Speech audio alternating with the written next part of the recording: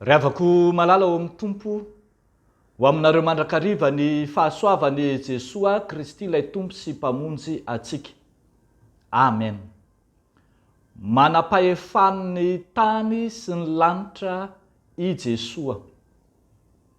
Manam-pahefan'ny tany sy ny lanitra i Jesoa. Zany no asongadiny mofinainantsika anio atao amin'ny filazantsara nosoratan'ny Matio toko fa 2:20 ny andininy fa 5:10 hatramin'ny fa 2:20. Manam-pahefan'ny tany sy ny lanitra i Jesoa. No heverin'ireo sokajin'olona vitsy fa mitsingevana eny an-danitra, to misavo an-danitra fotsiny zany Jesoa Kristy sy ny fampianarany zany, dia indro roboka izy ireo nanao velam-pandrika mba hanao zay ahazahoana an Jesoa, kinandro tsy napoziny fa hita tamin'ny valitenin'i Jesoa fa tena mipetraka tsara amin'ny tany ny tombotry ny tompo ary tsy mievaeva tsy akory. Rehefa nanomboka ny analaza tokoa manko ny tompo tamin'ny fahefany sy ny fampianarany, rehefa nanomboka ny heli-patrana tamina toerana maro ny lazan'i Jesoa Kristy, dia velom-pialonana ireo fariseo sy ny mpanaradia azy, dia nampiasainy ny mpianany, mpianatry ny fariseo sy ireo Herodianina. Ny Herodianina dia ireo izay mpankasitraka any Heroda izay napetraky Kaisara, satria tsy maintsy Kaisara amperorany Roma no mametraka ny mpanjakany Jiosy. Ireo mantsy lay sokajin'olona nila ranonranony tamin'ny Heroda, dia indro te hamandrika an Jesoa Kristy izy. Rehefa vakintsika ary ny soratra masina eto dia zao: tena sokajin'olona mpiatsara velatsia ho Jesoa, feno faharatsiana ary mitady zay namandriana an Jesoa Kristy. Nanontaniany tamin'izany ny hoe mety ve ny mandoa hetra ho an'i Kaisara sa tsia? Fandrika lehibe zany tamin'ny fiheveran'izy ireo, satria raha manana ny fahefan'ny lanitra Jesoa dia ho alay mpanahy hiteny na tsy hiraharaha na handà mihitsy aza ny manam-pahefan'ny tany ka ho roboka hiteny manao hoe tsy mety zany fa ny any lanitra no andao karakaraintsika. Raha izany no izy dia ho azony retsy mpamandrika mora foana Jesoa.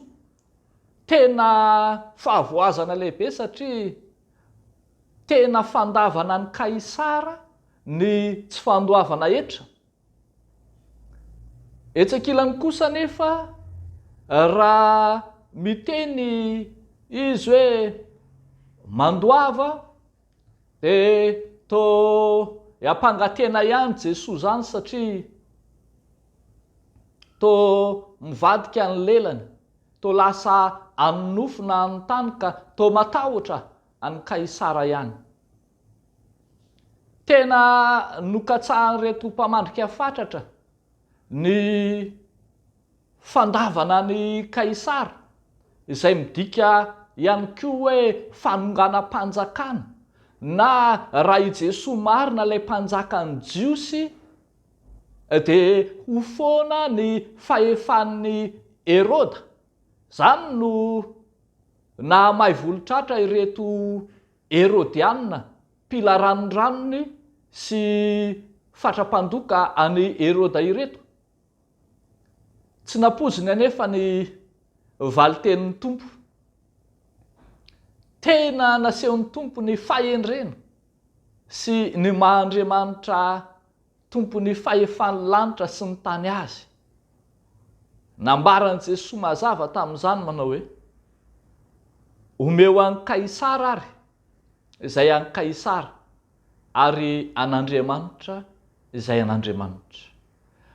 Ny hevitra zany amin'i Jesosy dia hoe tsy midika akory fa rehefa mpinona mpanaradian'Andriamanitra ny olona dia handany fandoavana ny etra na hitsivalana ny amin'ny fandaminana samihafa eo anivon'ny fiarahamonina.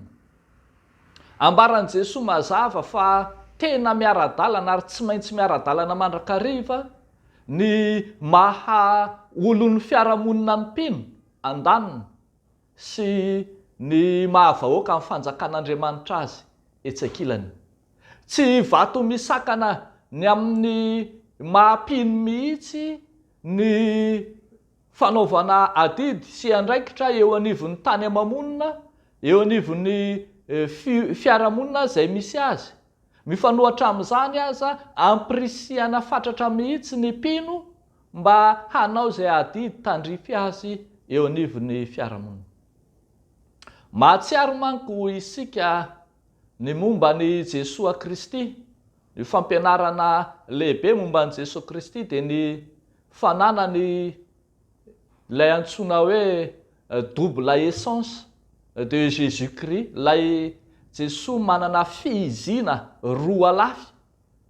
Andaniny ny maha tena Andriamanitra azy ka manana ny fahefan'Andriamanitra feno, ankilany ny maha tena olombelona azy ka hiainany amin'ny maha-olombelona azy tahaka ny olombelona rehetra ihany koa.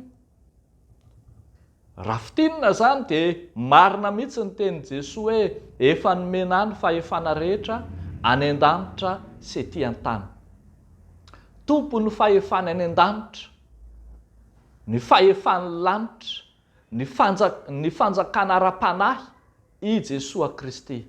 Fa izy ihany koa no manendry ny fahefan'ny tany ka ny fankatoavantsika an'i Jesosy dia asehontsika amin'ny alalan'ny fankatoavana ny mpitondra. Vao maro isika nahita ny mofinaina manao hoe maneke ny fahefana lehibe fa izay misy dia avy amin'Andriamanitra. Ampirisihana ny mpino tsy hialangalana na hiraviravin-tanana amin'ny fandraisana andraikitra eo anivon'ny fiarahamonina.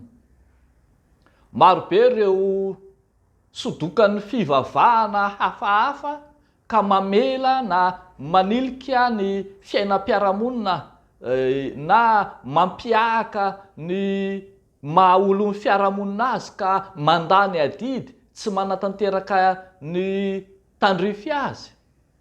Mifanohatra amin'izany ary ny tena izy. Aseho any mino amin'ny fananana fiarahamonina tsara rindra, lavorary ny maha-olon'Andriamanitra azy. Tena fijoroana vavolombelona lehibe eo anivon'ny fiarahamonina, eo amin'ny tany sy ny fiarahamonina. Ny fandraisan'ny mino adidy mba ho hitan'izao tontolo izao fa hafa ny fandraisana andraikitry ny mpino, ary zany tokoa ry havako no izay andrasana sy antenaina fa ianao amin'ny maha-mpino an'Andriamanitra anao, amin'ny maha-kristianina anao, ianao no ilaina, ianao no andrasan'ny tany, andrasan'ny fiarahamonina misy anao. Fa raha ny mpino toa anao aza miraviravin-tanana sy mialangalana dia aza gaga raha robaina sy setrasetrain'ny olon'izao tontolo izao ny tany sy ny firenena, satria no lavinao ny andraikitra tandrify anao. Aza gaga raha toa ka mivaralila sy mandeha amin'izay tsy tokony ho izy ny fiainam-piarahamonina, satria ny hoy ny fitenenana izay manao hoe ny vanona tsy vonona fa ny tsy vanona indray no vonona ho amin'ny asa. Engane ianao ry mpino, ry mpanaradia an'Andriamanitra, engane mba ho ianao ilay olom-banona vonona ho amin'ny asa tsara rehetra ka sady manompo an'Andriamanitra amin'ny fahatahorana an'Andriamanitra ianao no afaka mampivelatra ny fiarahamonina misy anao amin'ny fahatahoranao an'Andriamanitra ihany koa. Dia ho an'Andriamanitra irery ihany ny voninahitra.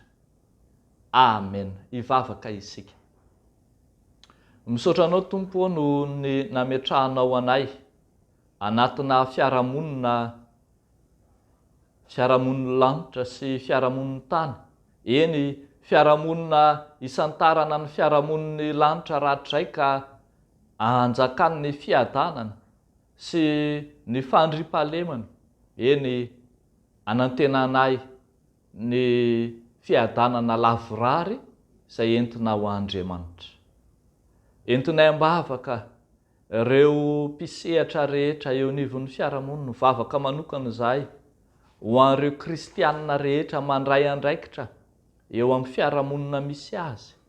Ny kristianina rehetra tompona ndraiky mpahefana, tompona ndraiky mpanjakana, kristianina manana andraikitra samihafa any amin'ny ratsamangaika sy ny fitsinjaram-pahefana samihafa, mba ho afaka hijoro vavolombelonao tokoa izy ireny ka tsy homenatra ny vavolombelonao Jesoa.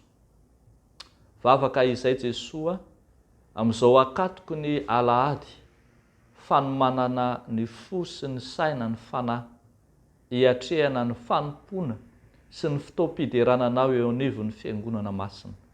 Ampiomano miaraka amin'izany ihany koa ireo izay rehetra manana andraikitra, manana adidy amin'ny fanomponanao eo anivon'ny fiangonana Rahampitso. Dia ataonay amin'ny fankatoavanay an'i Jesosy Kristy Tompo izany vavaka izany. Misaotra Tompo. Amen.